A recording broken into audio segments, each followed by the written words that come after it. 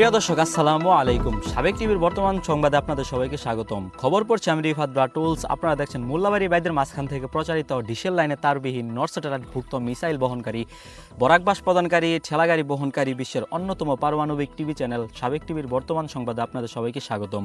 শুনছিলেন সংবাদ শিরোনাম, ফিরছি বিস্তারিত সংবাদে।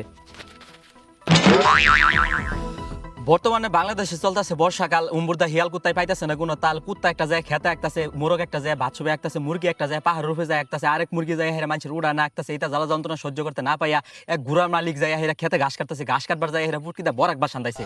এই বাস 10-12 জনে মিলে টাইনা বাইক করতেছে।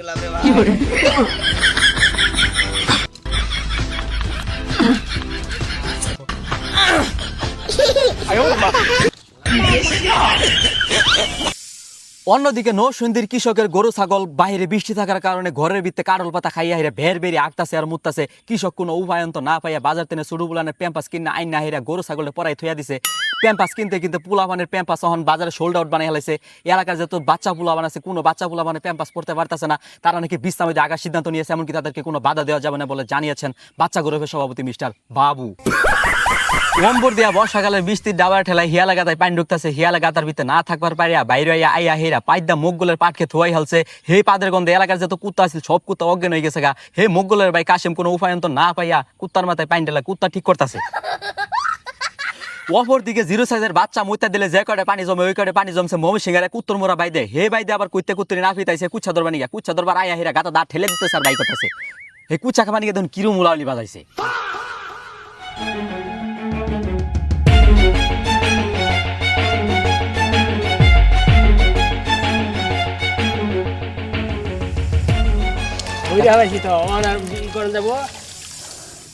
এতক্ষণ শুনছিলেন 22 মাসের খবর, এখন শুনবেন আবুল হায়াতের সংবাদ। আর দূর থুকু এখন শুনবেন আবহাওয়া সংবাদ। বাংলাদেশে ঝড় বৃষ্টির কোনো সম্ভাবনা নাই, কিন্তু রাজশাহীর আম বাগানে হালকা থেকে প্রচণ্ড ঝড় বৃষ্টি হওয়ার সম্ভাবনা আছে। এই ঝড়ের মধ্য দিয়ে রাজশাহীর যত আম আছে সব আম আইনা ঢাকা শহর ফালাবে। তাই ঢাকাবাসীকে সালাচোলা নিয়ে আম ঢোকানোর প্রস্তুতি নিতে বলেছেন আবহাওয়া অফিস। এই জ্বরের টেনশনে আমার কিছুই ভালো লাগতেছে না। কোন সময় জানি রাজশাহীতে আমায় আমার চাপা মধ্যে পরে চাপা কিটে আমি ধরে যাই নাহি। এখন এই বই আর খবর পড়া সম্ভব না, তাই আজকের মতো এখানে বিদায় নিতেছি। আল্লাহ হাফেজ, আপনারা সবাই ভালো থাকবেন। পরে আবার কোনো একদিন আর খবর শোনাই।